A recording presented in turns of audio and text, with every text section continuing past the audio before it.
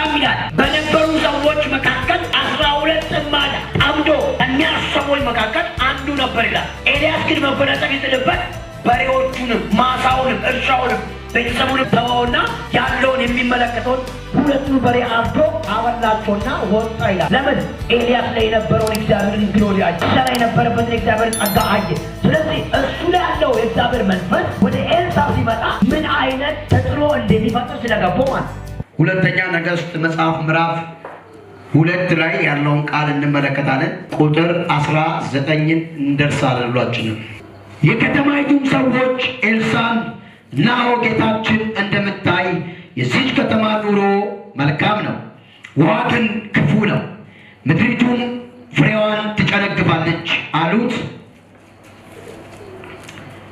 እርሱም አዲስ ማሰሮ አምጡልኝ፣ ጨውም ጨምሩበት አለ። ያንንም አመጡለት። ውሃው ወዳለበቱ ምንጭ ወጥቶ ጨውም ጣለበትና እግዚአብሔር እንዲህ ይላል። ማን?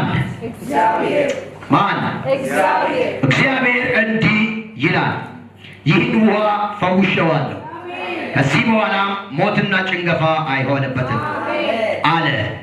ኤልሳዕም እንደተናገረ ነገር ውሃው እስከ ዛሬ ድረስ ተፈውሷል።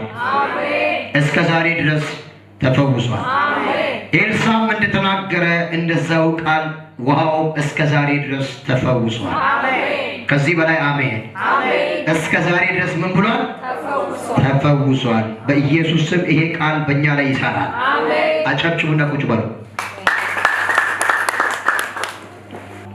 ነገር ሁሉ ተፈውሶ የሚቀርበት ሰው አለ ዛሬ። አሜን ብትሉ ያዋጣል። ኢየሱስ ጌታ ነው። ክብር ለጌታ ይሆን። እንደ እግዚአብሔር ያለ ማንም የለም። የሚገርም ነው። ነብዩ ጨው ጣለበትና እግዚአብሔር እንዲህ ይላል፣ ይሄን ውሃ ምን ብየዋለሁ? ፈውሼዋለሁ። ከዚህ በኋላ ይሄ ውሃ ለሞትና ለጭንገፋ ምክንያት አይሆንም። አሜን። ከዚህ በኋላ ብሉሲ አገልግሎቴ፣ ህይወቴ፣ ጤናዬ፣ ስራዬ አይጨነግፍም። ከመሆን አይጨነግፍም። እንደ እግዚአብሔር ቃል እንደ ቃሉ ጉልበት እንድታምኑና እንድትቀበሉ ፈልጋለሁ። አሜን።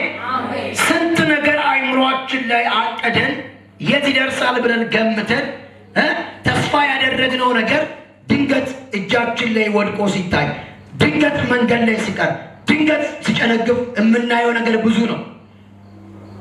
ግን ዛሬ ጌታ እንደዚህ ብሎኛል። በእኔ ስም በስሜ ስልጣን አምናችሁ